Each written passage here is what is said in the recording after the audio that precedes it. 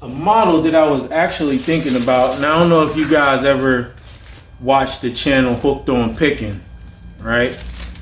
I've been subbed to them for a while now, and but I hadn't watched any of their content for a while now lately. But then I started looking at some of their videos again, and it's something that I started thinking about that made me wonder why I don't see more resellers doing it. And I know you got Whatnot and things like that now, but even before Whatnot became popular, and it's so Hooked on Picking, they do fire sales, right? And while it's probably a little more complicated than doing something like Whatnot, it got to be cheaper, right? Because you ain't paying no fees. All you got to do is keep track of the orders. There's a few other channels that do stuff like that. The eBay or not the eBay, the auctions and stuff on YouTube. But here's what I really like about what they do. And I was just kind of thinking about this because I was debating to myself, can I implement some of that in my business, right?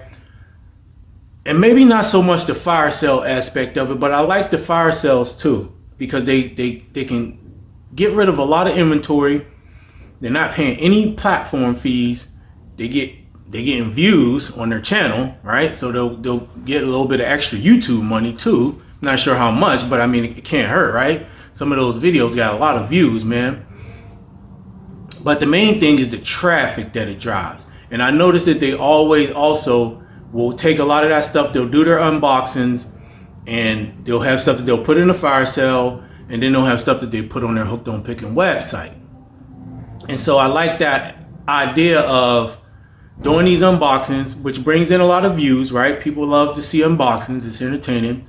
But then those items you immediately either put into a fire sale or to your website, and then you can drive traffic to the website, and then they can offer you some savings because they're not paying those higher eBay fees and other platform fees, and they're just paying that fee through the Shopify site, which is way lower than, man, I'm gonna go through that next. That's another subject. But some of these, man, I didn't even realize how high eBay fees have been getting, man. It's been a while since I looked at them. But anyway, it was just one of the things that made me think. I've been watching some of their videos again, just kind of thinking to myself like, you got a Shopify site, you do the unboxings, you put the items on the Shopify site, and then you give your viewers a chance to get some deals on what could be some really good items.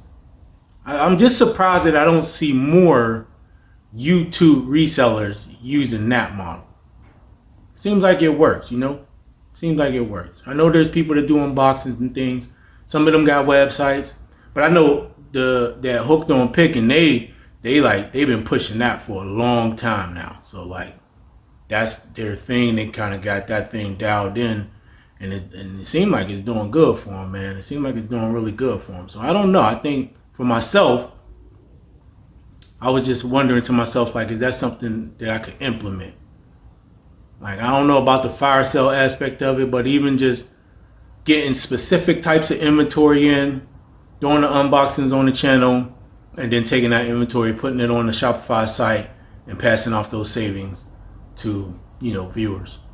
I don't know. Something to think about.